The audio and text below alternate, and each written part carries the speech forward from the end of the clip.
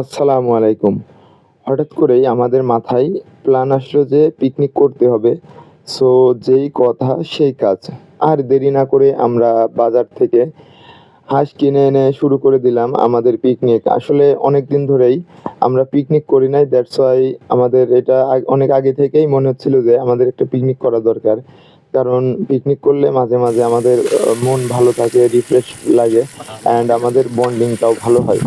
So আমরা দেরি না করে শুরু করে দিলাম আমাদের রান্না। আসলে এই গ্রামীণ পরিবেশে তারপরে এই যে চুলা বানিয়ে সকলের অংশগ্রহণের যে পিকনিক, এটা বেশ মজার। আমরা রাইস কুকারে ভাত দিয়েছিলাম, ভাত প্রায় হয়ে গেছে। কিন্তু এ পর্যায়ে আমাদের মূলত বৃষ্টিতে আমাদের কিছুটা ব্যাঘাত ঘটেছিল রান্নাতে। কিন্তু তবুও আমরা ছাতা ধরে কাজটি চালিয়ে নিয়েছি। এটা যেহেতু হাঁসের মাংস সেহেতু সিদ্ধ হতে বেশ কিছু সময় লাগবে। তাই আমরা একটু পানি দিয়ে এটা সিদ্ধ করে নিয়েছিলাম। ইতিমধ্যে আমাদের রান্না হয়ে গিয়েছে এবং দেখতে বেশ সুন্দর লাগছে। কালারটাও এসেছে খুবই সুন্দর।